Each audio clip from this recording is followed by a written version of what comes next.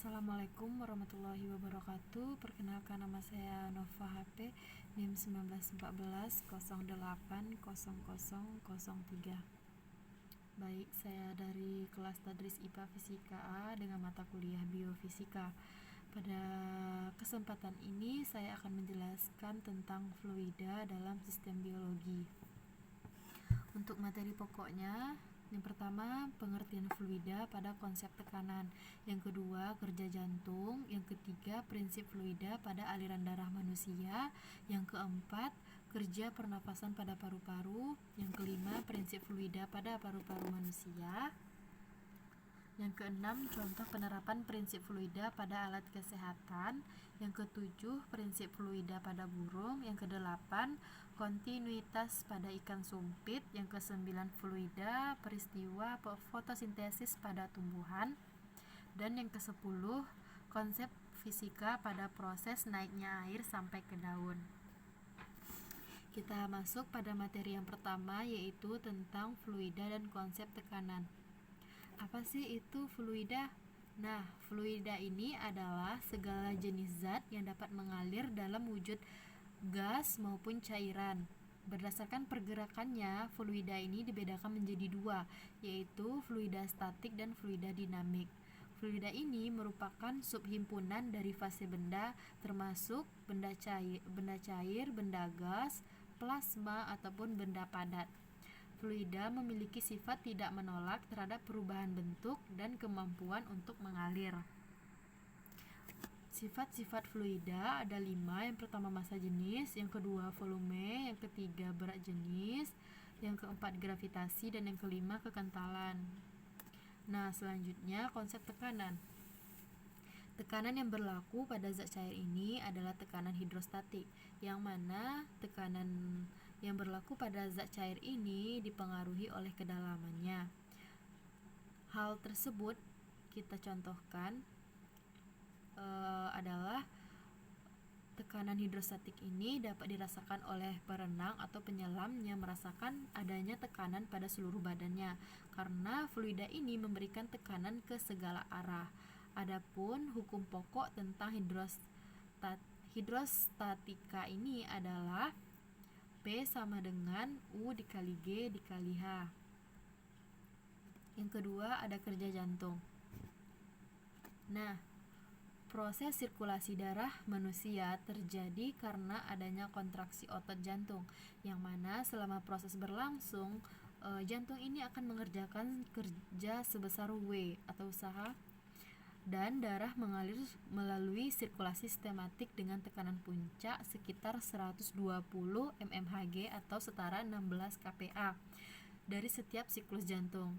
Nah, pada saat fase istirahat, tekanannya biasanya itu 80 mmHg atau setara dengan 10,5 kPa.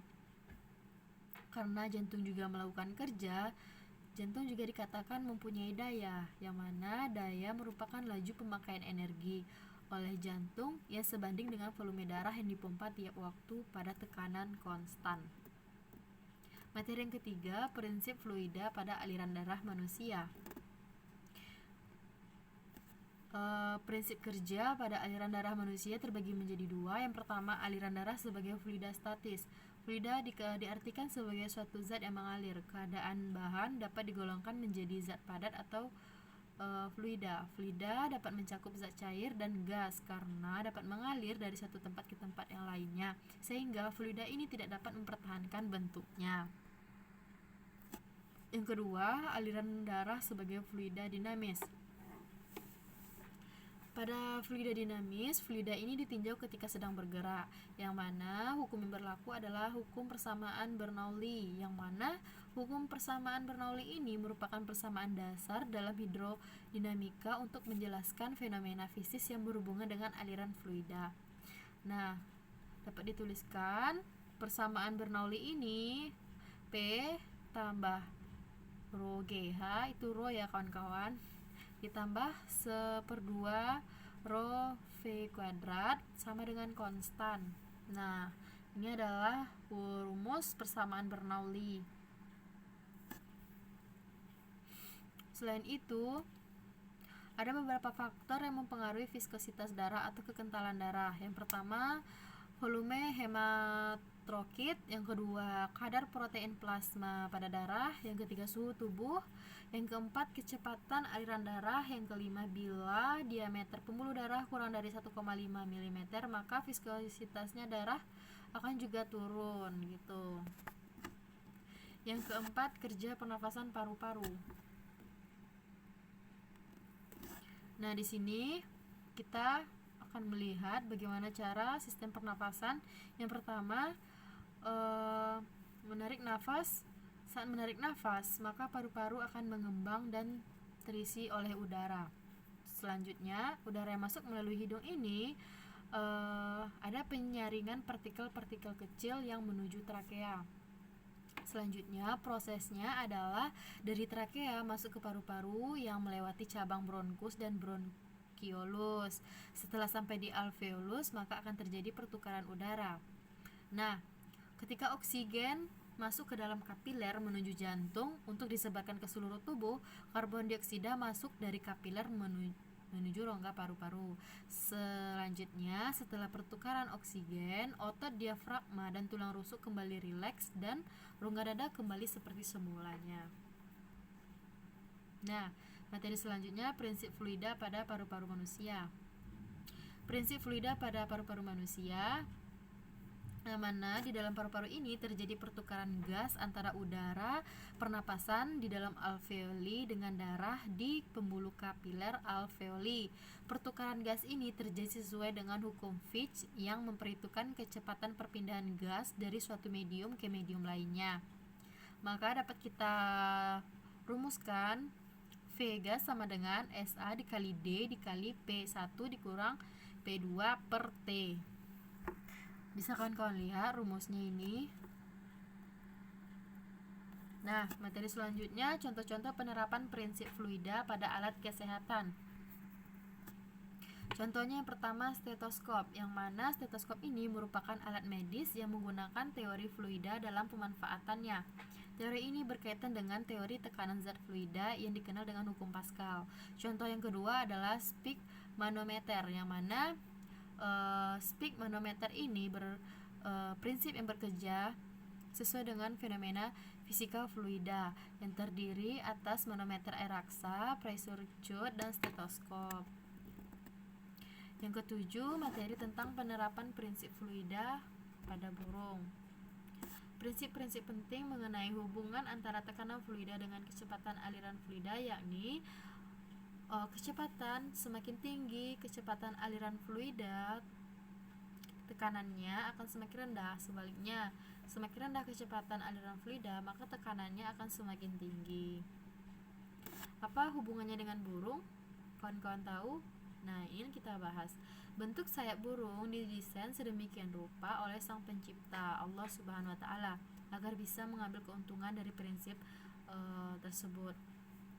Bentuknya yang aerodinamis, maka memungkinkan aliran fluida di bagian atas lebih tinggi daripada aliran fluida di bagian bawah. Hasilnya, tekanan udara di bagian bawah sayap akan lebih besar dibandingkan dengan tekanan udara di bagian atas sayap. Maka burung pun akan terangkat ke atas karenanya. Nah, itulah prinsip fluida pada burung. Nah, kinerja terbang burung yang pertama adalah drag force atau gaya hambat udara, yang kedua lift force atau gaya angkat, yang mana terdiri dari sayap, kepakan sayap, dan aliran udara yang lewat pada sayap. Selanjutnya thrust atau gaya dorong. Nah, itulah kinerja terbang pada burung. Materi selanjutnya menguraikan kontinuitas pada ikan sumpit atau ikan pemanah. Nah, persamaan kontinuitas pada ikan sumpit ini terdiri dari yang pertama ada bentuk tubuh, yang kedua pada habitatnya, dan ketiga pada pertahanan hidup. Yang mana pada ikan sumpit ini air disimpan di insang ikan tersebut, lalu diluncurkan dengan menekan insangnya. Air yang mengalir lewat rongga mulut serta lidah ikan ini berfungsi sebagai katup. Dan yang keempat adalah ciri-ciri ikan sumpit atau pemanah. Itulah persamaan kontinuitas pada ikan sumpit.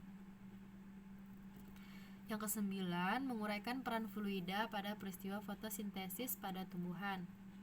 Fotosintesis ini kawan-kawan harus tahu adalah proses penyusunan senyawa yang sederhana menjadi senyawa yang kompleks pada bagian tumbuhan yang mengandung klorofil dengan bantuan cahaya matahari.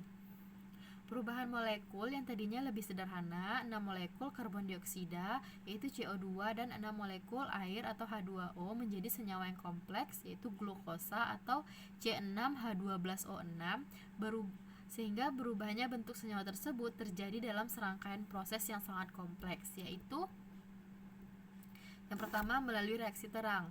Pada fase reaksi terang ini, energi matahari diserap oleh klorofil untuk diubah menjadi energi kimia. Lalu akan terjadi pemecahan air yang diubah sebagai ion hidrogen dan oksigen. Yang kedua ada reaksi gelap. Pada saat fase gelap, karbon dioksida dan ion hidrogen akan berikatan dengan bantuan energi kimia yang dihasilkan pada reaksi terang menjadi glukosa. Nah, pada proses fotosintesis ada organel kecil dari tumbuhan yang disebut dengan kloroplas.